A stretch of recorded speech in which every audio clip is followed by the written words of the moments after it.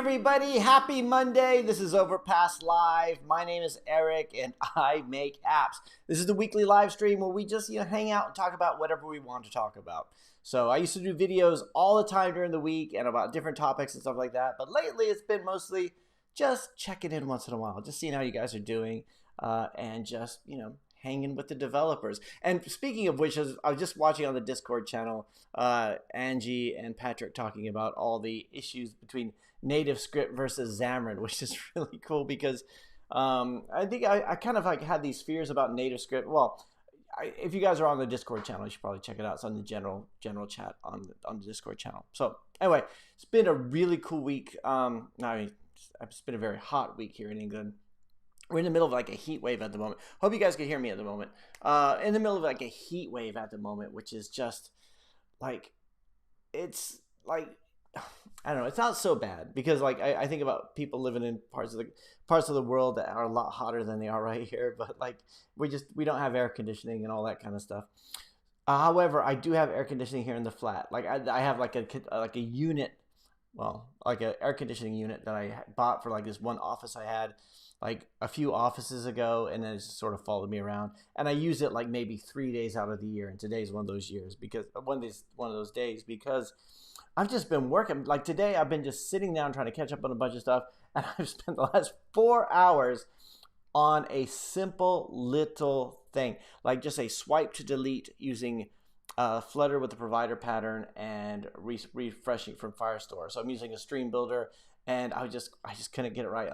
I'm trying all this kind of stuff. The state management was all kind of screwed up. I mean, I'm the one who did it, so it's on me.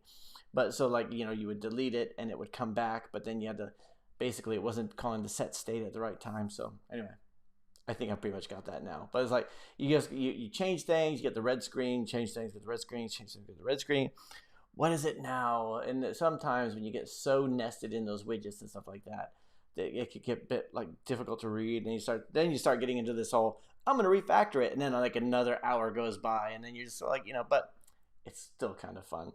And so I almost missed the live stream just for that. So anyway, I'm glad you guys are here. Let's see, Bart Rocca is here. Bart says happy Monday, everyone. Hey Bart, how's it going? Dude, we have already got a thumbs down. I think we had a thumbs down before I even started talking. Let's see. Bart says, had my app rejected on App Store because Apple wanted to understand why I was charging $4.99 per week. 2 hours later, it was approved. It's funny. Sometimes they'll just so yeah, I really, it's got to the point now, I released something for the App Store, not for myself, but for one of the clients. And it was just I was thinking, I wasn't quite sure if they were going to allow it. Sometimes they'll just throw things up for the weirdest reasons. And there's no documentation on it. Well, actually, maybe I had to put the license user agreement within the application for a subscription, and I kind of thought it was that was part of they should be handling all that kind of stuff because but I don't know. Let's see. Kevin Hawthorne. Hey Kevin, how's it going? Let's make this a little bit bigger here. Matthew Creek. Hey Matthew, how's it going? Did I tell you I have an iPhone version of Silver and Gold Milk Calculator? I think you mentioned it last time. How's it doing? Because this is one of the things that when we talk about when we talk about apps, when we talk about the market share and everything like that, it's still iOS is still a real contender when it comes to the US and the UK. Mostly the US. I think I checked it a few weeks ago or last week, and iOS has more market share in the US than Android does, but it seems to flip flop up and down. Of course, globally, it's 80% Android. But let's see. Chanel, good evening, Chanel. How are you? Derek Dooley disliked this video. Oh, we haven't seen him in ages. Man, I kind of miss Derek Dooley. What happened to him? Let's see. Niraj says, "Good evening, sir." Good evening, Niraj. I'm getting almost 95% match rate in one application, but 2 to 3 impressions for AdMob banner ad at the bottom of the screen. Test ad is working fine. Please tell what should I do? Getting 95% match rate in one application, but 2 to 3% impressions for AdMob. So are we talking about the match rate? So 95% match rate, 2 to 3% impressions. I don't quite understand what you're getting at here. Are you saying like these are two different impressions? Like one of them is doing well and one of them isn't? Or are you talking about uh, the the RPM per impression? Or are you talking about the RPM, just the general RPM? Because you're going to get to the point where you're gonna. I mean, one of the things when people talk about they have like a low click through. Sometimes you're loading ads. You get you have a sorry, not impressions. You got the requests and you got the impressions. The requests, you should be constantly making requests. Every time you show an ad, you should be requesting the next one. The impression is actually what you show the user. So that RPM means a lot more than the request RPM. Your request RPM should be lower than your impression RPM. And if anybody knows anything to be different on that, like if anything has changed, like that you've seen, then let me know. But that's always been what I've gone by. So let's see. So anyway, yeah, guys, thank you. Welcome. So let's have a. What I wanted to do was just have a quick. Let's see. Bart says, anyone else finding longer review times on the App Store? Last few updates have taken 3 to 4 days as opposed to 1 day at most previously. I did one this weekend, and it was like within a day. No, this is a new application too. It wasn't even an update. This was a new application, and it was done within a day, I think. And the weekend just flew by, but it was like I was working on it on Saturday morning, and by Sunday morning it was approved. So. But also this was one that it had no back end, it had no login. It was very much a standalone application. I wonder sometimes, like I know with Google especially, they gotta, seems like Google are getting more uptight about things. They're just like, they gotta check the privacy policy, they gotta check everything out. I think they're always getting in trouble. So So, by the way, have you guys seen what was it the news story this week about Biden? Biden saying that Facebook was killing people, right? It was like saying, because all the misinformation about the vaccines in the States, everything like that. And there was that whole thing where he says on the news, what do you have to say to like Facebook or whatever? He goes, you're killing people and everything like that. And I'm not a big Facebook fan. Like, I think, they're using our data, all that kind of stuff. Facebook's kind of sleazy.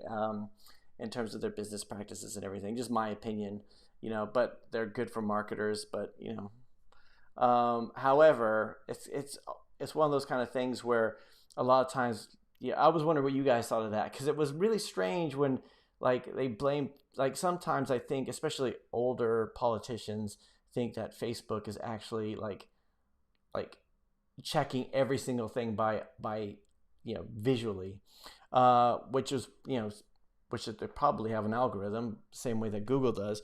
Google's algorithm screws us all the time because they're always getting our apps removed or our videos demonetized or whatever. But now that they're kind of slowing down and doing everything manually by checking everything manually, review times are just ridiculous. Let's see. Call of Programming says, hey man, it's good to see you again. It's good to see you too. Let's see. Matthew Creek says, I barely made any ad revenue last month. $47. $47 is not too bad though, right? I know there's probably other people out there who haven't made anything. What did I make? So let's take my daily revenue. Let's look at my daily revenue report. Hopefully it's been updated. Let's see. So if we look at, let me share my screen here. So by the way, I'm like really, really sunburned. I don't know why I wore a red shirt today, because like it just accentuates my red face. So let's see, we've got so yeah, my AdMob revenue last month, and this is mainly because I need to update my iOS. It's just, I think every time I say this every single week. What I need to do, I think, is go onto Upwork and find a developer. So I was $250 for AdMob last month, and that's mainly because, and if we go back and compare it to like say February,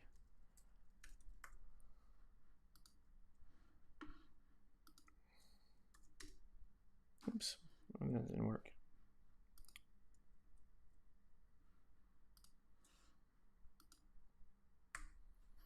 So like, and it's mainly, I think I need to get going to Upwork and find a developer to just move my stuff from. What am I doing wrong here? Right.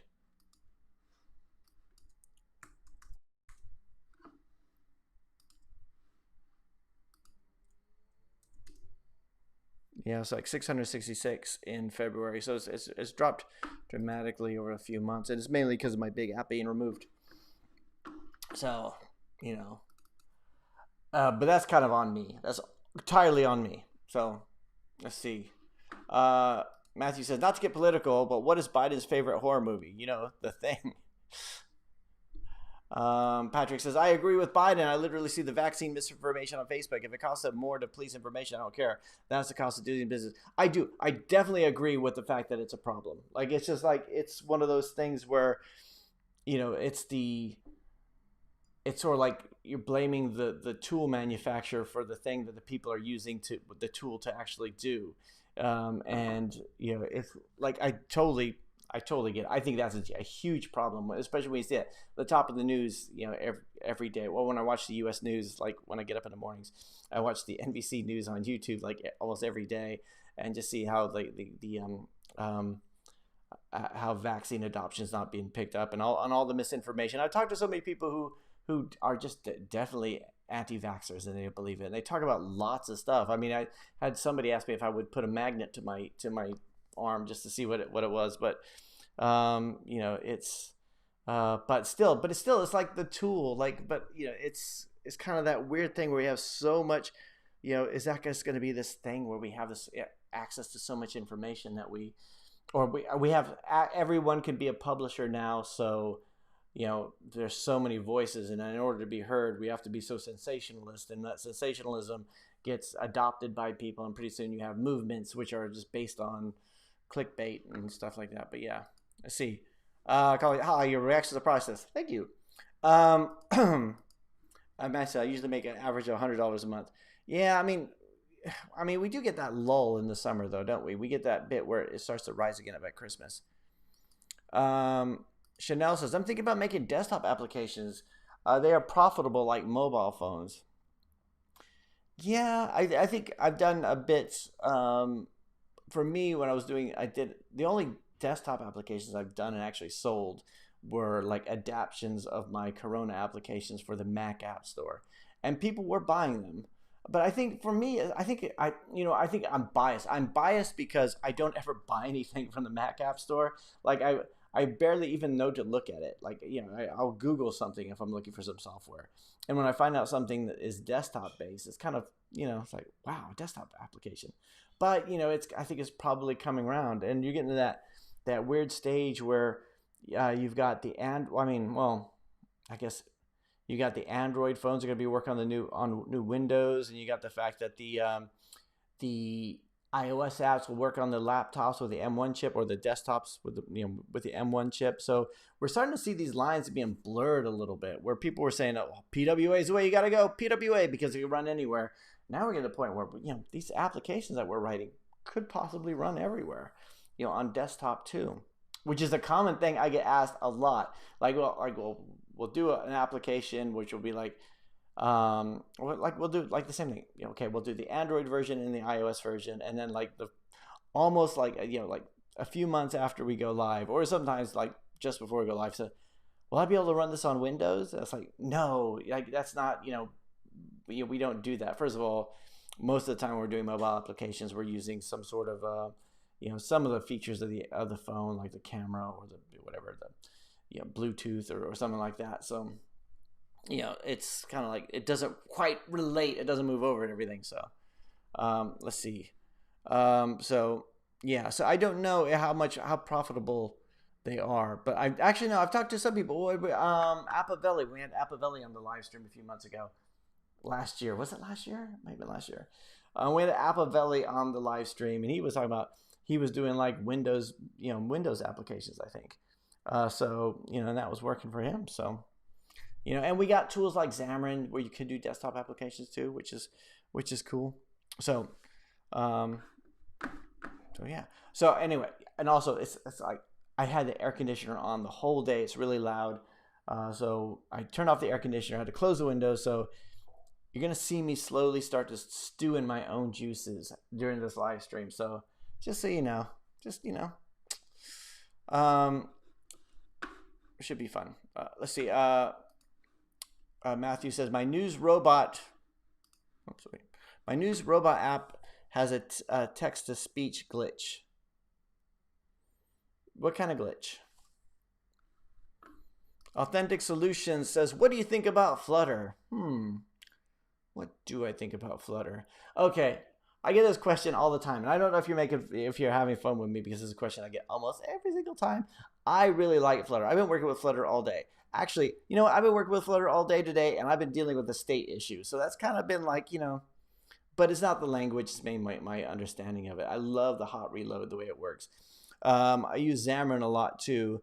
And Angie was just saying on the Discord server, on the Discord chat, how the Xamarin hot reload is not nearly as advanced. I mean, they have hot reload, but it's nowhere near as good as Flutter is.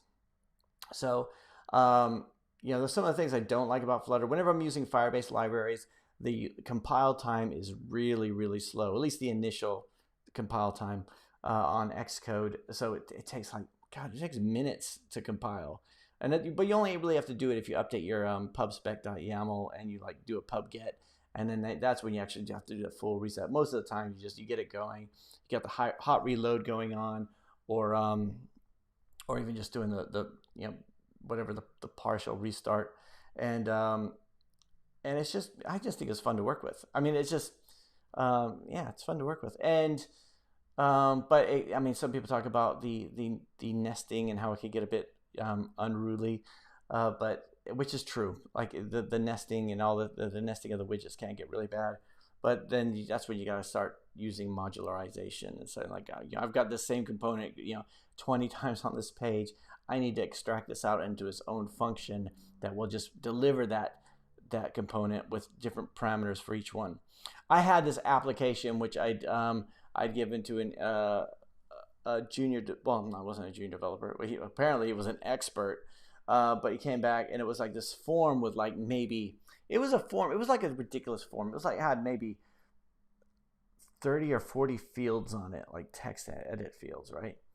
And when I went to go look at it, it was it had so it had 40 text edit fields. So it had 40 text edit controllers at the top. All of the fields listed out in different widgets. So the page was just you're scrolling way, way down, way, way back up. It was just copy, paste, copy, paste, copy, paste, copy, paste, right? And then at the end, it was a save, which would take all those text editing controller values and put it into JSON and then submit it to the server. It was just the most ridiculous thing I've ever seen. And so my first thing when I took over the code was I had to go through and just take it in and said, okay, rather than have the same code 40 times, we need to move this into its own object or into its own class or even its own function, just it delivers the widget, right? And it just cleaned everything up so much that it So usually when I think of that a lot when I think about Flutter as a language, when people talk about it being too nested, it's sometimes that's just a bad because I could get that way too. I just get lazy and I'm okay. I'll just repeat this again. I was no.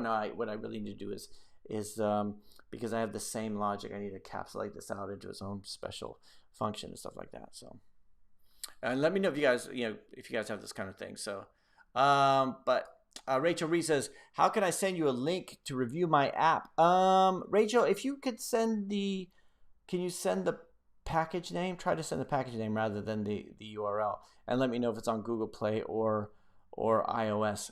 And we'll have a look at it that way. Otherwise, also if you're on the Discord server, you can send them through Discord. But that's probably because YouTube will strip the URLs out. Let's see. Matthew Creek says sometimes it doesn't speak, so I removed it from the store. It only happens on Android. Works perfectly on PC in the editor. Well, lots of things work in the editor. Oh, so that's one of the things I did this week too. Is I had to get a new Android phone. So I've got a used. I don't know. I'm going to show it to you. You guys have seen phones before, but all of my Android phones have some sort of issue with them, either terrible battery life, or like I'm doing a lot of stuff with Bluetooth and GPS and stuff like that. So like I really need like a decent phone, an Android phone. So I went and got like a used one. I got like a Pixel. Most of the time you can do stuff through the editor or through the simulator. Sorry, editor, through the simulator or the emulator, and you can just do a lot of the design stuff that way. And for the most part, it's fine. But when you get to stuff like memory management, how laggy it is, what's it like on different well, a lot of times you could throttle the network connection through the emulator, so that's cool.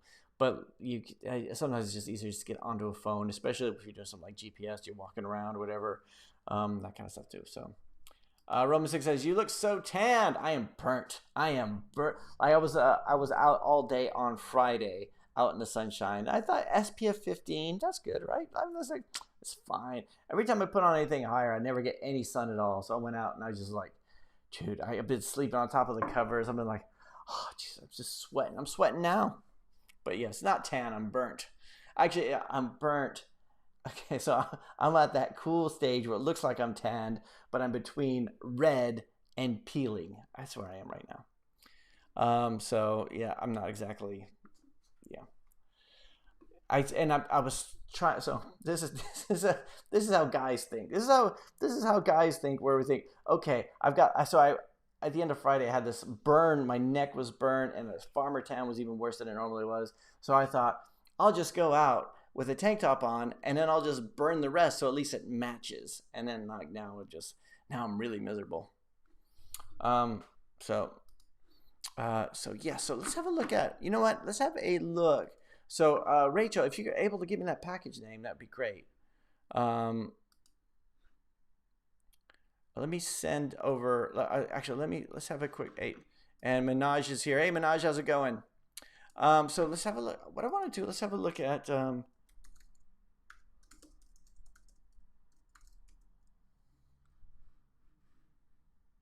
IGS stat counter. All right, this is like one of the things I like to look at a lot while we're waiting for Rachel stuff to come in. Like when we talk about, it's funny when I talk to clients. Sometimes they'll talk about when I first started. I know I've done videos about this before, but here's the Android market share for the entire world. Right? And so when I talk to developers, a lot of times they're either an Android developer or an iOS developer, and they think they're not even interested in the other thing, right? And I was the same way. My first application was an Android app, and the developers I were working with saying, "Do you think you'd want to release it on iPhone too?" And I was kind of like, "Oh, let me turn off this stupid thing." I was like, no, I don't want the I was not interested in iPhone. I just Android. Android is like the future. I just want to do Android. I'm not interested in that ancient iOS. And then we did release it on iOS, and iOS started to release to make, quite a lot more. Well, it started to make more per user, but like through in-app purchases, but not so much through ads. But I've talked to the same. I've also talked to other people who've come to me and said, okay, we're not interested in Android because everyone has iPhone anyway, right? It's kind of this weird thing when you're in this bubble, and that's like you think everyone has that. So I like to go through and look at this from time to time, which is the market share, and it's on Stat Counter, which is I've done videos on this before, but you see like we've got this whole iOS being 26.35% of the global market share, and Android being 72.83, which is fine. Just looking at this, you'd think there's no reason to even look at iOS. So it's good that Matthew is doing iOS stuff, because let's see if we enter chart data and we say, let's look at one of the things that if I look at the United States, here is where it gets a bit different. Like we start to see that iOS actually has like 58% and Android has like 42%. Now I know it used to be, let's go back to let's go further back than that. Let's go back to May, because I know we did at this weird bit where they actually started to get a lot closer. So Android started to get more market share, but iOS is kind of still doing that. And one of the reasons I'm talking about this, because like the United States is in terms of, in my experience, they've been the ones who spend more money through the applications. So it's one of these things when I do talk, and we talk about United Kingdom too. We're kind of like a similar thing. So whereas a lot of countries where they don't spend, so here's what I was thinking about, where we actually have this, in the UK, it's a little bit more neck and neck between Android and iPhone, but it's something to think about. If you talk about countries where, like for me, countries where the revenue is a lot lower, there are a lot more Android users, but that still means that ads work better. So for in-app purchases, it's something that you definitely want to consider iOS as a thing. And I wanted to talk about this more because we did talk about this in videos a few years ago, and it's still kind of like this neck and neck type of thing. But for those of you guys who have not tried iOS yet, it might be worth doing. It's not going to say it's going to be successful, and it's a huge amount to pay for, to get the Mac, to get the iOS account, which has to be renewed every year, but it's like $99 every year, so it's not that bad. Well, that's relative, I guess, but so anyway, just want to share that with you guys. Let's see. Angry Dog says, Eric, have you ever tried to do anything on Unity? I've tried. I think I've tried, and I've done Unity tutorials. I was doing like games on Corona SDK, and I kept thinking, well, I was a C# developer. It would make sense to go to Unity, and I did not like the Unity development environment. It was just too much. It looked more like, to me, the Unity development environment looks more like, okay, this is totally biased. So I know a lot of you guys are Unity developers out there, and you could tell me that I'm full of it, by all means. Like, my experiences with Unity is like, seems like at least once a year, I'll think, okay, it's time. I'm going to convert all my apps to Unity, and then I'll watch a few tutorials. I'll say, okay, I don't want to do 3D. I just want to do 2D. I'll download this huge IDE, and I'll go into it and just get completely lost. And I don't understand how, whereas with other editors, I kind of have an idea how to put it into Git, how to use source code control, how to use all kinds of different stuff. And whenever I've used Unity, I've just not been that impressed. And I'm totally willing to concede that it's down to my knowledge level and my reluctance to say I want to learn something new. I like working with editors where everything is in code. Like, I don't like to have okay, then you open up this, then you go into this object, you double click on this object, and then you see a function there and you write that function. That's something that I didn't like. And like I said, I might be completely wrong about that. And if I am, just let me know. I have, like, as a company, we have done apps in Unity. So we did a quiz app for a client, and I gave it to developers, and they did everything in Unity. And it was like they hard coded everything. They didn't hard code everything, but like I thought it would be a lot more flexible in design, where we'd have like dependency injection and all this kind of stuff. I wanted to be able to reuse that framework for other things, and they were just like, so again, that's one of those examples of looking at some really badly written code and judging the language on that. So I haven't. So if anybody out there is a Unity fan, please say so in the comments, because I'm not going to be slagging it off when you guys are all like saying, what does he know? What does he know? Because I've done this in the past. I've done videos about about Ionic, how I didn't want to use Ionic anymore because I was afraid of this or my problems with Ionic, and people would just leave hateful comments. They'd be like, oh yeah, you don't know anything. You're just doing a bunch of clickbait. Oh, it's like, dude, it's a language. I'm not insulting your family. I'm just saying, for me, that's my opinion of it.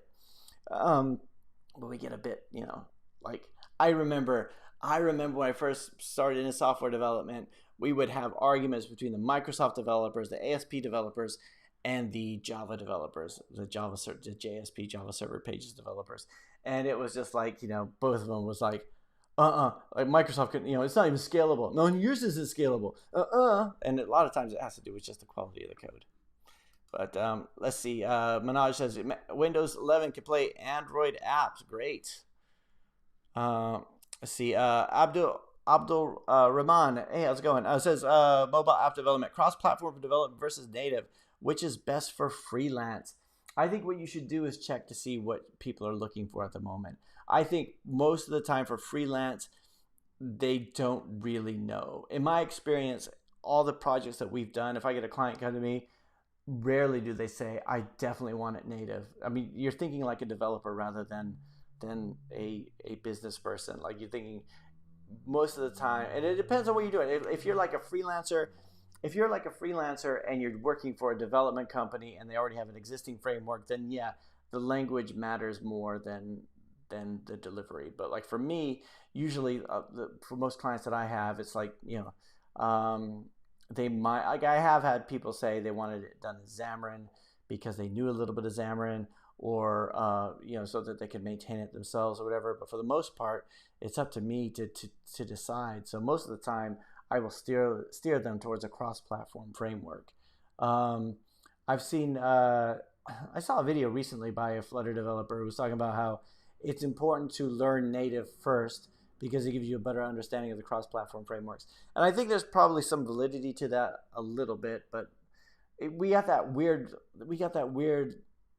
word learn. Like you could say, I learned this language, but you never fully learn anything. You could partially learn something. Well, actually, you could fully learn something, but that's too much because it's always changing and it's always evolving. So you got the, how much can you learn to actually accomplish something? How much do you need to learn to get a job? How much do you need to learn to be like a junior developer, a senior developer, all this kind of stuff? There's different levels of that kind of stuff. Okay, just shared on Discord. It's under John A. John A. All right, let's have a look. Did I not see it? Just a second, Rachel. All right. Here we go. First project. Okay. Okay, so Rach, let's see. I'm sharing my screen here. Oh, no, wrong one. Rachel says, my first project, Flutter, iOS, Android, and web, all with separate web app for updating it. Includes Firebase, messaging, and database. What do you think? Here's the link. Cool. So we're actually looking at the Flutter web. I'm going to say yes, allow notifications, which Rachel, I always say no for, but for you. Let's see. Cool. Lifeboat Week. What Lifeboat Week? Oh, okay. Next. I'm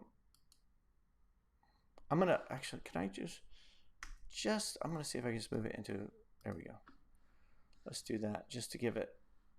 I think I'm giving it a bad user experience by doing it in the full screen. Pixel 2L. Cool. Cool. Let's see. So we got info, events.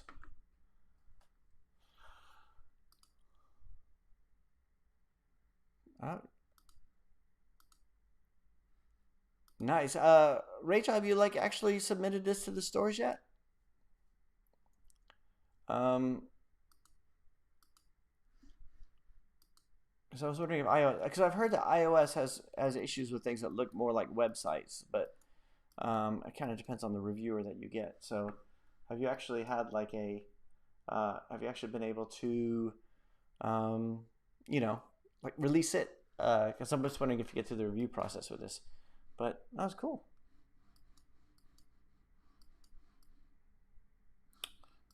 I like the way that works.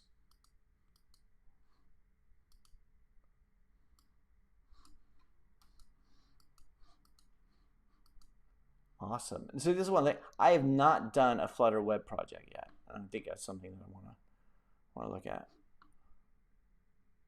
Cool. I think it looks good. What do you rest of you guys think? Let's see. Let's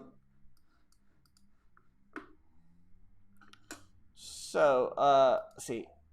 Cross-platform development versus native, which is best for freelance? Any advice about freelancing? Freelancing is, I think, you could either be, you could be somebody, like if you're going to go on Upwork or something like that, make sure you have a good portfolio and then you start building up that, get testimonials from everyone.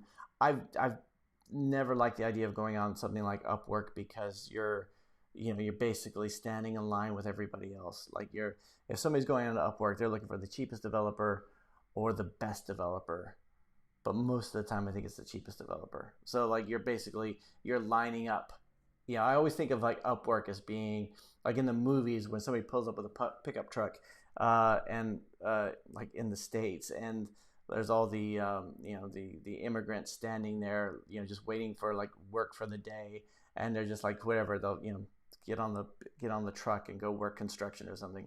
That's kind of what I think about Upwork. I think it's like you're not valued very well as an Upwork developer.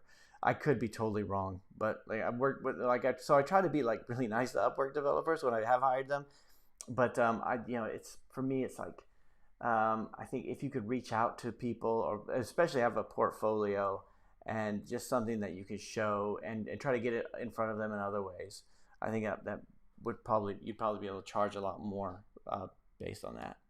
Sadeg, hey, how's it going? Says, hi, Eric. Which one do you prefer, making your own application or apply for a company and work as an employee? Well, okay, I've not been an employee since 2003. I've been a contractor, so which is a lot of times it's kind of this. It's very similar. So you're working, sometimes you're working at a site and you're working for whatever. I've worked at contracts for like they usually start off with like a 3 or 6 month contract, and then might be there for a few years.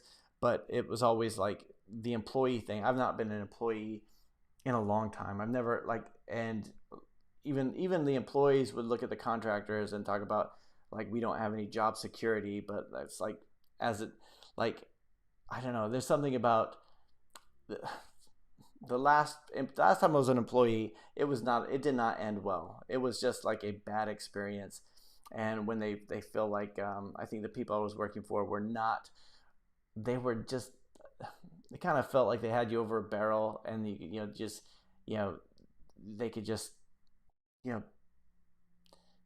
keep lowering your pay. It was like a kind of thing where I had to keep going in hat in hand and saying, asking for a raise, and I just hated that. Whereas as a contractor, it's like 3 months, your contract's up, and you could either renegotiate the contract, but you'd have to be willing to go. You'd have to be willing to leave if you have to renegotiate a contract. But also as a contractor, you always have to be proving value, and you never get complacent and stuff like that. Now, when you're doing your own company and you're doing client work, then it's even more difficult because you definitely have to keep everybody on. You have to make sure that everybody's doing what they're supposed to do, and that everyone pays you on time. But I don't ever plan on going back to being an employee. I'm not saying that will never happen, but I'm just, because it's like, things happen. Like, COVID happened. Like stuff happens. So I'm not saying it will never happen, but that's like, it's, that's definitely that. I wouldn't even say that's plan B. That's like plan C, plan D, something like that. Because you do what you got to do. Like, there's nothing wrong with doing what you got to do. You got to pay the bills. You got to, you got to feed your family, all that kind of stuff. So there's nothing wrong with being an employee. But my preference is like just not to go that way anymore. So definitely on basically work on yourself. It's Mr. David. Hey, Mr. David. Hello, Eric. First time on your live. Hey, welcome. How's it going? Let's see. Patrick says, Unity is a standard for mobile. If you want to use any third-party plugins, you're shooting yourself in the foot using anything other than Unity. That makes sense. Yeah, I think one of the reasons why I have not been like jumping on the whole Solar 2D thing ever since, I don't even know if it still exists. This is like, because I did a few videos about it. I was like a big, like when Corona SDK was out, like we're talking like 2012, 2013, 2014. Like there was this whole community. There was like, there were podcasts and there were books and there was all kinds of stuff. And then lately, nothing. Like it's just, and I know it's moved from Corona SDK to Solar 2D last year, and it's being community sourced and community funded and everything like that. But it's like, sometimes you need those plugins. You need to make sure that somebody's updating that kind of stuff. And this is why a good point that Angie was making in the Discord server earlier with her thing was saying that Xamarin has a lot more support, and whereas like native script doesn't. And this is something that I look for when I'm looking at a technology. It's like when somebody says, "Oh, like for me it was so you had Cocos 2DX, which I was kind of looking at, but then they had Cocos 2D JS, which was like the JavaScript equivalent of it. And I thought, this is it. Cool, I could get away from Corona. I really want to get back into just JavaScript, Lua. not a big fan of Lua as a language, but JavaScript, I love JavaScript. So like it was, I'm thinking, oh cool, I could do mobile games in JavaScript. Hopefully this is like a good platform, because I've tried to use like web platforms like God, what's it called? There was like there's all these different Conquest and all these different JavaScript game libraries, but it's just they don't run well on mobile. Like they just, you know, and you'd have all this. What was it like? There was all these plugins and everything that you could use, but it was always like you had like nothing ever worked completely. And so when I saw the Cocos 2D JS, I thought that was it. But the documentation was horrible. I've never seen anybody use it. And it was like this it would never have measured up to the Cocos 2DX. So I totally get, like, when it comes to plugins and that kind of stuff, it's that's really important. Angry Dog says, I tried Unity and I'm lost. I know, it just feels like I to be honest, I feel the same way when I use something like Adobe tool. It looks like an Adobe tool to me. Like it's like kind of like a, I don't know. There's just so much different stuff going on. But yeah. A live broadcaster. Hey, live broadcaster says, I have an interesting scenario. I paid an app company to develop an app, and I paid it off. Cool. However, they have slowed down completely and mentioned they've lost money on the project. Any thoughts? Well, that's on them. Dude, I've lost money on loads of projects. They still have to finish it. I think live broadcasting, the fact that you paid it off is probably gives you less leverage. Which is terrible to say, but the fact that they've lost money on it is not your issue. And okay, so I have had issues where like I've lost. So I've had like I've had projects where I definitely lost money on them, and but I still like would sit there and work nights and weekends just like myself just to try to get them done.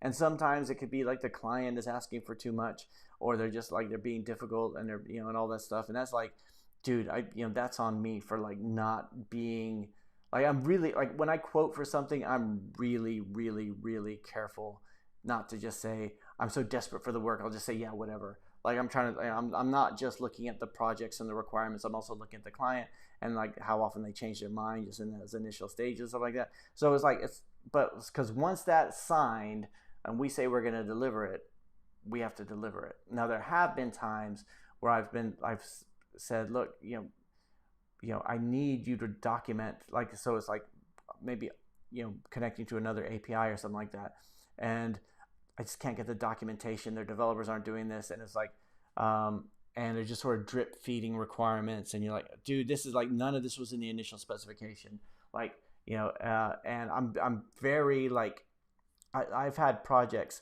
live broadcaster, where I've quoted like 6,000 or 8,000 pounds or something, but my profit on it would have been like, so like the other developers working at, my profit on it would have been like 2,000, and in the end I paid tens of thousands, like just trying to get this stupid thing done.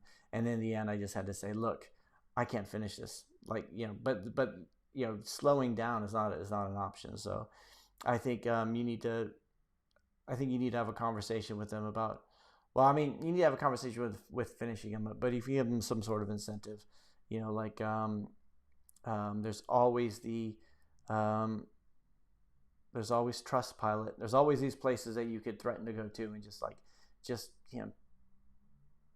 basically you're not happy with the work that they're delivering. So if I can help at all, let me know. Like a lot of times, sometimes I'll have people call me and I was just like, let's just get on the phone with them and find out what's going on, because that's just not on. So that's that. Sometimes like I've worked with developers where they think that they're 90% of the way done, and they're like 40% of the way done. So, but that's I think if you find some way to like the incentivizing them, like maybe, I don't know, maybe providing a bonus. I know you've already paid. This is the thing, because like the fact that you've already paid makes it difficult. Like because you could say you provide a bonus, like if they finish by a certain time or something like that. But even that's like, you're basically throwing more money at it for them to do the thing that they're supposed to be doing anyway. With the rest of you guys, does anybody else have any ideas around this? Because I definitely live broadcaster. I've been in this situation, and I've been in situations where like, you guys could just go F off. I'm just gonna finish this myself. I'm of the same thing where it's like I still pay, but it's like I'm never working with you again, right? It's like there's, I've got other projects, I got other stuff to go on, but that kind of stuff's just not on. I know it's not very helpful, but Roman says, after a long time, I decided to create a video for my Play Store listing, and I've spent some small amount of money for ads. Cool. Daily downloads increased slightly, but my ad revenue decreased. Ugh. Despite more impressions, it's possibly unrelated. I was just surprised. Ugh. Yeah, that sounds bad. I've heard that before from other people, and I don't know if it's related or not. Angelina says, what's the best way to update a password from a mobile app? Password reset usually done by sending an email with a reset token, but what's the best way to do a password update from a mobile app? So when I usually have the forgot password. Well, you have the forgot password link, or you have like on a profile page, change your password thing. For me, like the nice thing about using like Unity. Sorry, Unity. I know I'm talking about Unity too much. I think about using Firebase authentication is that you can have the, just call them the function, the authent function, just to reset the password. And what I usually do is I'll have like a cloud function which will generate a password just using like a random alphanumeric, whatever, 8-character thing. And update the password in Firestore, but at the same time generate an email that sends it off to them. But that's the server side. If the user wants to do it themselves, then you could either do it. You have to think about, they either need to change their password just for security reasons, so they've logged in and they want to change it. So an authenticated update is a lot easier. Otherwise, you got the whole forgot my password thing, which is like send them an email, all that kind of stuff. And like I said, Firebase handles all that kind of stuff. Yeah. So I don't. So for me, like if I do it, I'll usually do it on the profile page, like to change your password. So the authenticated password change, and I don't. Yeah. So, and usually that doesn't log you out. Well, again, it depends on which authentication provider you're using. Because I know like Azure has their own, providers. AWS I think has a provider. But then you also have that on the login page. You have to have that forget password option. Rachel says, on both app stores. Hey, congratulations, it's the same version. Let's see. And I hate the way Firebase bloats the package size. That's true. They do bloat the package size. But yeah, I've noticed that. Like some of these packages, like it used to be, I was like, I want to keep all my apps below like 10 megabytes. And now it's like, I'll hit 80 megabytes, and I'm like, yeah, I'm not even like, well, I mean, phone disk space is so much bigger than it used to be, and we have 4K broadband and 4G broadband, 4G mobile, 5G, all this stuff. So it's a little bit easier to with that kind of stuff. But yeah, I totally get what you're saying. Morris Taylor says, is there really more work than available iOS devs? I'm still afraid to spend a year developing enough skills and then not find any work in the US. My goal is to be self-employed. You could always market yourself as an iOS developer now, and then just to test the market, right? You doesn't mean you have to take on any jobs. Like you don't want to like just say, okay, who's looking for an iOS developer, and you can start building up your brand while you build up those skills. And if you find that you get no leads, like it's like catching a fish and throwing it back into the water, right? You're not catching the fish because you're hungry for fish. You're catching the fish to find out if there's fish there, right? So you can start building that up while you build up your skills. And if you're not getting any leads in based on how you market yourself, then there's no reason to continue. In the book 4 Hour Work Week, it might not have been the book, or it may have been a like Tim Ferriss interview or whatever. I remember talking about how he was testing the title for 4 Hour Work Week by creating Google ads for the book that did not exist. So that was a way for him to do market research to find out whether or not he's getting clicks on it. Right, he's getting the same. You do the same thing for your application too. Like I've done this for applications. Right, you're just gonna see if people are clicking on it, so you can test out different names, different kind of stuff. Right, and just to see whether or not that's there. You're doing your market research rather than, you don't build a restaurant. I mean, okay, so I've heard this both ways. I've actually had arguments with people I've worked for of this. Like, there's like one guy who had hired me. I worked with him as a contractor for for a few years, and his whole thing was, we can't just advertise it. We have to create it. You have to create your restaurant. You set it up. You set up your menu, all this kind of stuff, and then you see who's going to come in. And I was always like, no, you create a facade, and then you find out if there's any interest, and then you go back through and create it. But so that's something that you could do. And you guys might disagree with me. I might just be talking out my ass, but Alan Weber says, AWW. Hey, Eric, do you have any tips on how to get clients online? It's very hard to get clients on Upwork because it's too crowded. Yeah, I mean, if I were you, if you found a certain niche, like if you have a portfolio of projects or even something that you'd like to work on, and then what I would do is use something like LinkedIn Sales Navigator, because then you can find people in your area, like in that niche. So basically, you go from an ideal situation is you're able to set up your brand so people are finding you. But that doesn't always happen. So that's like a lot of SEO, maybe put a lot of content out there, trying to get people to share that content, doing a whole lot of stuff on LinkedIn. That's the long game. But in the short term, you might just have to go out there and find people. And a good way to do that is LinkedIn Sales Navigator. But you got to think about that, because you're basically cold messaging them. I get like whatever 3 or 4 cold messages a day from development companies, and they're always the same. I could tell them by the shape of the email. I could tell it's like 2 little paragraphs and then bullet points of languages. Like, I know what it is, right? I know what it is. Or when they talk about, like, they'll use words like partnership and stuff like that. It's like, don't use the word partnership, right? I hate it when somebody says, oh, we think, we can, reduce your development costs with this, strategic partnership. Like, nobody wants to buy anything from me and talks about it being a partnership. They know that they have money and I need money. So it's like, that's how the dynamic changes. If, like, I don't call up clients and say, I think we should develop a partnership together. It's like, no, I want to build an application for you. So that's, there's lots of things there. So you have to think about that kind of stuff. But I think you might need to do the cold outreach thing, at least initially. What do the rest of you guys think? You guys all jump in here if you want. Let's see. Reach my function in front. Let's see. It's Mr. Davis says, I just started with AppSheet building a CRM task tracker for my office. What is AppSheet?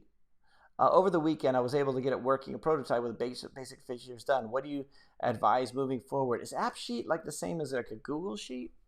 I'm just gonna Google this real quick.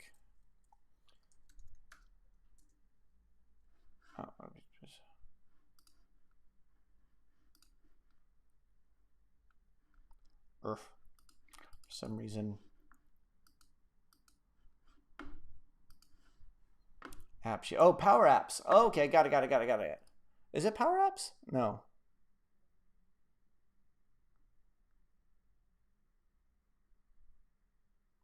Ah, okay. So I mean, I think I've never actually used AppSheet. I think it would be whether or not you can actually deploy it that way. Like, one of the things I keep getting told about is like, hey, you should look into Power Apps, Microsoft Power Apps. And every time I look into it, like, I can never find out whether or not can I distribute this on the App Store, or is it something else? It's like, it uses the word apps, but it's not really a mobile application framework. So actually, let's have a look at this. Let's look at it together, shall we, everybody? Come on, this will be fun. All right, so platform. So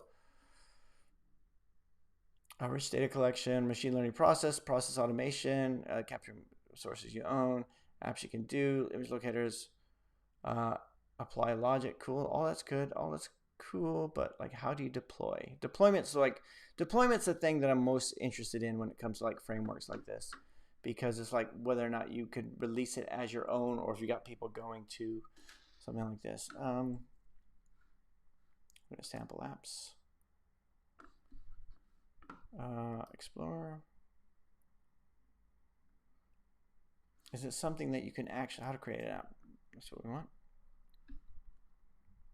Improve your attitude.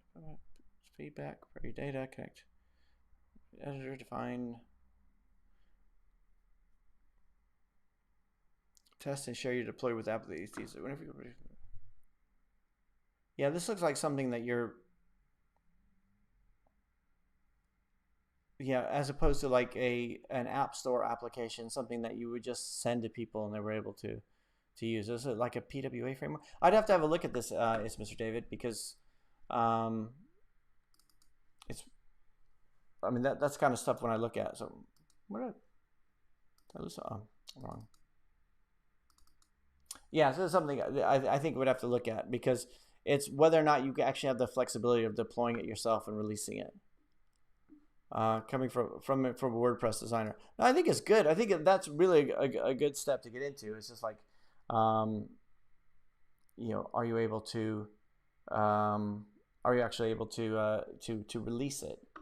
Because a lot of like for me, I remember like I think about SharePoint. SharePoint's like a framework that I really don't like, because like everyone's talking about, oh, you create a website. Like we could just like I remember I had somebody like, you know, like I was working at a place and they were like really big on SharePoint. I go, the cool thing about SharePoint is you can create as many websites as you want, right? You could create a website under a website, another website. And it's like, but it's not a website though, is it? It's like, you know, it's a sub web, like web, like a website has its own entity and it's out there and it's like you can have people visit it. But this is like something that's within Active Directory, and it's like it was like it's like a different animal. Like it's not something, you know. And we tried to like release something to the world in general. Using something like that, and it was not very easy, but yeah, so that's the kind of thing I would check on though. It's Mr. David. It's cool that you got that done though. My episode RNLI Lime Regis Lifeboat. Cool, Regis. I was just saying, because I've always heard people like try to release apps that looked a lot like websites and not being able to get them through, and I'm glad you did, because it's like, you know, especially on the iOS side. Morris Taylor said, my last job ended spectacularly bad. I never want to be an employee again. Web seems to have 10 times the work, but 30 times the programmers. I now have enough saved to last 2 years, but I have to pick one. Yeah. This my last employment went really bad, and I think that's this is where you start thinking outside the box, right? This is where you start thinking about like, how can you get in front of the right people, and you know, how can you market yourself effectively? When I quit my my full-time employment job and I didn't have anything to go to, then it was like my CV was like going out. I was sending out, you know, 10, 15 CVs a day, and just applying for everything that was out there, you know, trying to get a contract or something, because I had no savings. I had no time to even do anything. And it was a tough month. I mean, I was like, there were times where I was like nearly in tears. Times I was in tears, to be totally honest with you, because I had two little kids at home, and I was the dad, and I was like, you know, and I was the only one working, and then that was it. I just like walked away from a perfectly good job, and it was very selfish of me. And I remember, you know, I had the support of everyone around me, but it was like, it was just really like, it was a tough market, everything. And it was like a month of just thinking, you know, God, this is it. I'm gonna, you know, I totally messed everything up. And then, you know, start, you know, working on yourself, working on your branding, working on like your CV has to be tight. Your interview skills have to be tight. You go to any interview regardless. You don't sit there and pick and choose. You start saying like, okay, like all of a sudden I'm going to go to every interview. Like, even if I don't want the job, I'm going to go to the interview. I'm going to get good at this process. And then you start going in there, and you start feeling more comfortable with stuff. And then it was like, then pretty soon I had three offers on the same day, after having nothing for a month of just worrying and stressing, and going to interviews. I had 3 offers on the same day. It was ridiculous. I took a BBC one. I took a contract with the BBC, my first contract. And from there it was like, I will never, ever, ever, ever, ever, ever put my future in somebody else's hands again. I will never let them decide what it is, what I need to learn. I'm never going to be in a situation where I need to go and beg for a raise, or I need to ask, do you think it would be okay if do you think it would be okay if I took the afternoon off because of a nativity play for my kids or whatever? And then having like the luck of the draw, having a manager who's just a jerk with you, all that kind of stuff. I was like, I don't care, and when people would offer me permanent employment jobs, it'd be like, oh yeah, but you get medical, you get all this kind of stuff. It's like I make enough money that I could pay for medical myself. And we got the NHS over here, so it's not that big a deal. I could, yeah, but we can send you to trainings. I could send myself to training. Like, I could like, while I'm working a contract, I could be thinking about what's the next skill I want to build up for that next contract or for that next job. And ultimately it was like, I wanted to get to the point where I'm just doing my own contracts, right? I said, I'm really bullish about this because I'm like, that's a case of taking charge of your own future, right? And like I've seen, people like, they would, I remember one place where like, and I don't want to say the names of the places because, but I remember one place where it was like a fairly big company, and they were like, just, I was a contractor. So, I got the terrible seat, the bad desk, but I was paid really well. So I didn't mind. But I always saw myself as being an outsider to the group. I never thought, I know other contractors would be like, they have the sense of entitlement, like, this is our company. And I'm like, no, this is their company. Like, if they want, they could do whatever they want. Like, if they came to me tomorrow and said, we don't need you anymore, I'm totally good with that, right? That's because that's just, that's what they're paying for. They're paying for that, not having to worry about my future, right? They're not, my career has nothing to do with them, right? My career is all to do with me. So I can remember this one place where they had this big meeting, and they told all the employees that they were going to shut down this branch, and everybody was in denial. They're like, they can't do that. It was like everyone was saying like, but yeah. Let's see them try. They need me there. And it was like, and they had 2 years to skill up, 2 years to either decide whether they're going to move to the new location or go look for something else. And it was just like, they were soft. They didn't have they weren't even like, they weren't prepared for it. And you see this all the time when you see redundancies on the news. You see people carrying the boxes out of buildings and skyrises saying, I've been working at this company for 15 years, 20 years, and this is what I get. It's like, dude, I'm never going to put myself in that kind of situation. And I'm sorry if I'm being, bad about it. Thanks for the thumbs up, everybody, by the way. Sorry if that's being negative. Patrick says, unfortunately, I can't think of any leverage you have with them. This is why a lot of sites hire workers for projects, pay up by milestone. I think, you don't make that final payment until it's done. But yeah. Let's see. Mani Ali says, drag and drop platforms versus code from scratch are the kind of drag and drop tools trouble for developers. I'm saying this because if a thing is too easy, you will likely get less paid for it. I think it depends on whether or not you're releasing it as your own. Like if you were releasing something on the App Store and it was a drag and drop editor, nobody's going to know that. But if you're doing it for somebody else, then it's a low skilled. If it's a low skilled, like if you're being paid for actually doing the work, then that's a low skill thing, so you might not be paid as much. My whole thing with drag and drop platforms is almost all the ones I've seen have been like proprietary, so you don't actually, it's very difficult to take the entire framework from them and actually use it. Helium Off says, hey Eric, love from Pakistan. Hey, thanks. Hey Eric, Manny also says, hey, love from Pakistan. You are an amazing guy. Thank you very much. And thanks for the thumbs up, everybody. I know I'm just going off on a tangent. I'm also very sunburned here today. Morris says, is the M1 Mac Mini a good dev machine? Does it only support one monitor? I'm using 2 monitors now. No, I'm using the the Mac Mini.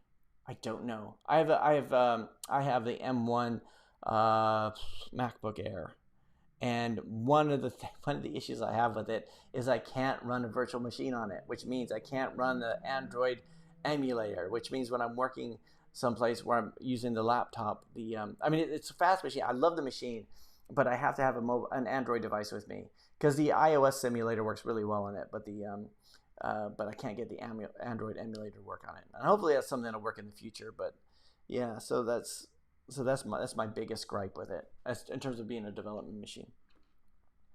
Michael Taylor says speed round. All right, okay, let's go. Let's go speed round. Do you think PWAs are viable? Firebase or AWS or native? Best project tracking tools for with customer involvement. Okay, so do I think PWAs are viable?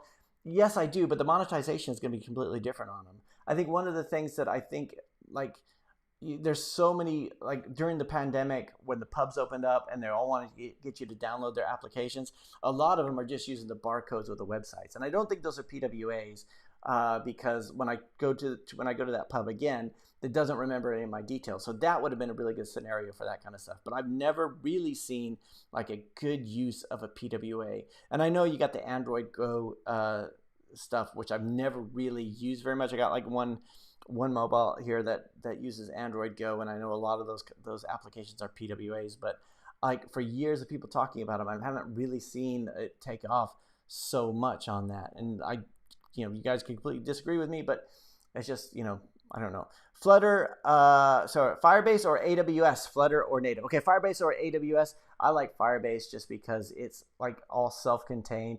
AWS, well, I guess Firebase, it's probably a better comparison to say Google Cloud Engine versus AWS, because AWS is a lot more like all those different tools, which is the Google Cloud Platform has.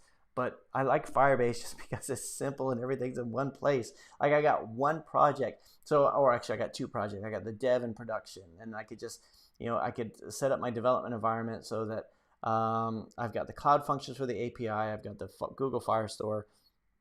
I got Firestore for the database, and with real-time updates. I got the authentication. I've got push notifications.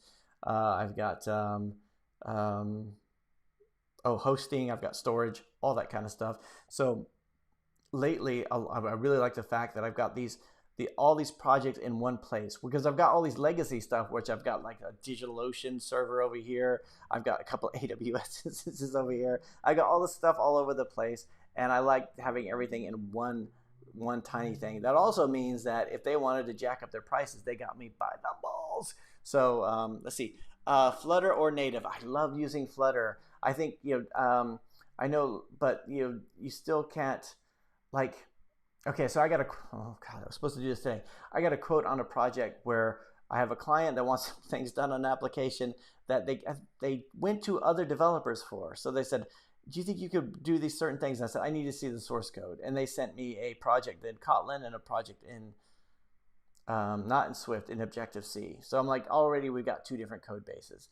And so they've got different bugs and different stuff, different bits of functionality, different things behave in different ways. And one of the nice things about having any cross-platform framework is that everything is the same in both places. You can run your unit tests on the core of it and not have to worry about it. And they're going to behave slightly different on different stuff, but if you could just keep it high level enough, unless you need something I'll only go native if I have something that's really, really low level, like, listening for UDP packets from a device, or like, Internet of Things. But even then, you could do a lot of that stuff with Flutter. And Flutter is a bit bloaty. So, and if somebody talks to me any more about the iOS janking issue on Flutter, dude, I'm not really experienced that. Best project tracking tools with customer involvement. I've tried Basecamp. I've tried what's it? It used to be called PHP. No, it used to be called, I think, Active Collab. I think it's called Active Collab. It used to be like this open source thing, and then basically it moved over to like a PHP based one. I've tried to use Jira, Trello. I think in the end I just went with Trello for most things, because everything else is like, it's too complicated for the user to use. Like I've tried to do stuff where here's your login so you keep track of this project. All you have to do, here's your login, here's your password. All you have to do is click on this for the project. Click, you can look at the code here if you want. Click on this, all this stuff, and they just did not care, right? So like using Trello, at least they can figure out Trello. That's like I've got enough issues. Like a lot of people talk about how great Jira is, and I'm like, I looked at Jira 10 years ago, and I know it's a lot better now, but like it just seems like it's hard enough getting the developers up to speed on it, or the non-developers, like the designers, up to speed on it, let alone the clients up to. So like the early versions of Basecamp I thought were good, and then Basecamp went all weird, and I thought we're going to consolidate everything together and have the joined logins and everything like that. And I just hated that. Like I hated the fact like that I had to like my clients knew it was Basecamp. Like I like the fact that no, this is our thing, and you have a login for ours. You can have logins for everything else. So I don't know. Do you guys disagree with that? Let's see. Morris Taylor says, I wasted many years hoping employers would make choices that were helpful to me. I know exactly what you mean. You're like hoping that things would change. I can remember thinking like the company I was working for, they got acquired by another company. Maybe things will get better now. Oh, maybe this will happen. Maybe that, they know that I'm really interested in doing that bit of work. They know that I'm really interested in getting into that area. They know this, they know this, they know this. They knew it. But it was very easy to tell me, oh yeah, no. As soon as an opportunity comes along, but it never did. I'm like, not that I'm bitter. Let's see. Not bitter or anything. If the USA had a government sponsored healthcare, I think it would free up thousands of people to start a business. So many people would quit. So many people won't quit their jobs just because they can't lose insurance. I totally agree with that. However, it's not like everybody over here is quitting their jobs to start businesses either. Like, it's an easy excuse, but it's just one of those kind of things. So, Simple Fact Video says, Eric, how are your AdMob earnings this year?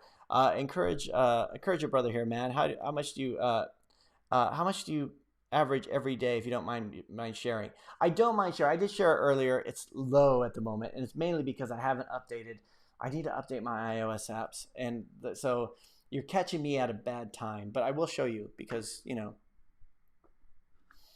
why not? But this doesn't mean that like just because the reason I'm saying this is just because my revenue is low does not mean that that's because the industry is going down. Like because other people here are doing well. It's just me being lazy. So if I show you my desktop here, this is my daily revenue report. If I look at June, my average revenue for AdMob was like £10, £7. This month it's even worse. We're looking at like 5. And even my in-app purchases on Google have gone down. So, but my iOS, you can see my iOS, it doesn't do too bad. My in-app purchases over there. So that's really it. So, like this month for July, I guess we're averaging what, 7 pounds a day, which is like, that might not be very encouraging for you Simple Fact videos. Sorry about that. Let's see. Angelina says, I love contracting. I will never forget the words of a friend of mine, a Wall Street self-made multimillionaire. If you know what you're doing, why are you working for somebody else? Sounds good. Let's see. Morris Taylor says, Stefan Mischuk is a good and cheap course on freelancing as a business and how to build clients so they don't stiff you. Cool. Well, great. There you go. Everyone can go over there. Let's see. Is the course called Development Languages You Should Use in 2021? So it's like all of his videos we seem to be named like that. Simple Fact Videos also says, Eric, have you started changing your apps to conform to the new Play Store store listing guidelines? And what are your thoughts about the new policies? I keep them up to date, but I don't. Basically, I wait for them to say something and then I change it. So like when we had the thing where you had to say whether it was a news app or whatever. So yeah, I haven't been so like I haven't really gone through each and every single one of them or anything. Let's see. Have you tried the new open ads from AdMob? I haven't. No, I'm still. I think one of the issues I have is like a lot of my apps are done in Corona SDK. So every so often I'll go check to see the plug. This is it. I'm reliant on plugins. So every so often I'll go look at the plugins for that to find out whether or not they've been updated. So Let's see. Michael Taylor says, if you build an app on Firebase for a client, how do you transfer the ongoing Firebase cost to the client?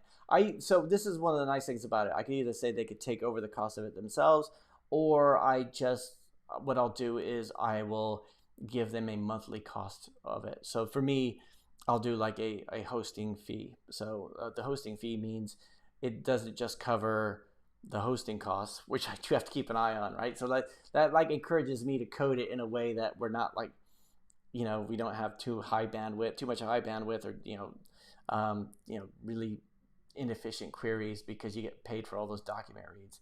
But also it covers all those little things that come up. Somebody can't log in. Do you have any idea why this user's having this issue?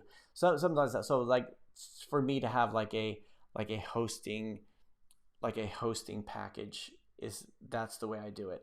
But they could always take it over themselves if they wanted to. And if that was the case, then I would just I would transfer it over to their names and all that kind of stuff. So but at the moment, all the Firebase applications that are actually, no, that's not true. No, I do have a client that is paying for their own, but so they have access to all that. One of the weird things about it is because they don't quite understand how it works. They just know how to go in and like, you're like, okay, here's your Firebase instance. Don't like this one is a real-time database one, but it's like, okay, whatever you do, don't change anything. Don't update anything in this database. Like, but just go through and you can look at the stats, you can like analytics. One of the things also is like Firebase has analytics, obviously. So you kind of want to give that to the client, but at the same time, you're like you would never give the client like, okay, here's access to the database. I mean, you would, but only if they really ask for it, because they own it. Like that's the thing, they own it. But you're like, I've had clients who were like, I give them access to the FTP server where these PHP files were, and they tried to update it themselves, and like they come back and say, I accidentally deleted everything. What do I do? What do you mean you accidentally delete everything? Like, so, I don't know if that makes any sense, but yeah, it's usually I'll add to that cost and then I'll host it myself just so that way, it's like, so for me, it's like if the cost of the server is too high, then I need either provide less support or fix the issue, and like why is that happening, or even then I could that kind of situation, if it's really taken off, then I'm sure they would understand that there's an issue there, like you've got too many users, and you're just the cost, the raw cost of the server is too high. Morris says, do any other companies threaten to sue your company? I wouldn't want to spend a fortune on lawyers because a customer saw me as a target. You may want to discuss this topic. Yeah, it's kind of those things. I did talk to a lawyer once before, but I've never had that issue. I have had people say like, we were talking about legal action, but like that's why I'm, gotta make sure your contract's right and everything, because yeah, something like that. Like my margins are so low. I don't have like this legal fund. Like I'm just, I charge enough to, keep the developers going and keep keep the lights on. So. But I think it's it's like I try not to get. I'm not very confrontational with clients. I mean, it's been very rare that I have been, and that's just been if they've been unreasonable. And you just have to explain to them that I just I try. Like I said, I've been in a situation where like I paid tens of thousands more than they were for their own project, and I'm just like, I just need to get this done. But like with all these little changes, all this this lack of clarity, this is like, we just can't keep going that way. You need to you need to come clear with what you actually want, or we need to stop this project. So let's see. Michael says, have you ever tried using Unity as a cross-platform solution? We talked about this one earlier, but I haven't. I'm just not. Every time I've gone to use Unity, it's just like there's so much going on there. There's so much to click on and double click on and type code into that it just sort of throws me. Morris says, I will have a pick of different fake names since there is a Michael Taylor here. Let's pick a different fake name. Oh, haha. You guys related? Jose says, still in Corona? Well, yeah, I know. It's like, I love it, but never been able to make AdMob work well. Was it necessary plugins and something else? There were so many apps that you need to, and so much luck with exceptional product to dollars. Yeah, I mean, it was like, so many times I've been like, okay, I need to rewrite this. I keep thinking I'm going to rewrite this. I thought I'm going to rewrite this in Unity. So I do this, Unity course, so that I could like learn to 2D Unity. And that's where I was like, dude, this is like, I just didn't like it. I didn't like, I'd rather like I said, I was confused about how source code control works. I was confused about like the way the IDE works. I was like, how can I like use a different IDE? And I thought, okay, I'll do it in Flutter using Flame. And that was like, this is like, usually this is like a really like a Saturday afternoon, like that's it, no more. I'm putting my foot down. And then like 2 days later, I'm like, oh yeah, I forgot about that. So yeah, it's something I need to get back to. Ebenezer says new open ads are buggy. For some unknown reason, one of my apps keeps getting removed by Google, claiming ad fraud. Removing it fixed the issue. There are many complaints on Stack Overflow. Woof, that's good to know. Oh, thanks, Ebenezer. Wow. Whew, it is getting hot. Well, it was hot the whole time. Okay, so we've been on this for an hour, just over an hour. Thanks. So we're gonna wrap things up here. I'm calling it. I'm calling the live stream. Thanks everybody for joining the live stream this week. I really appreciate it. We're gonna do this again next Monday. So if you guys want to hang out again, dude, let's hang out. It'll be fun. So I hope you stay healthy, stay safe, have a great week ahead, and I'll talk to you guys next Monday.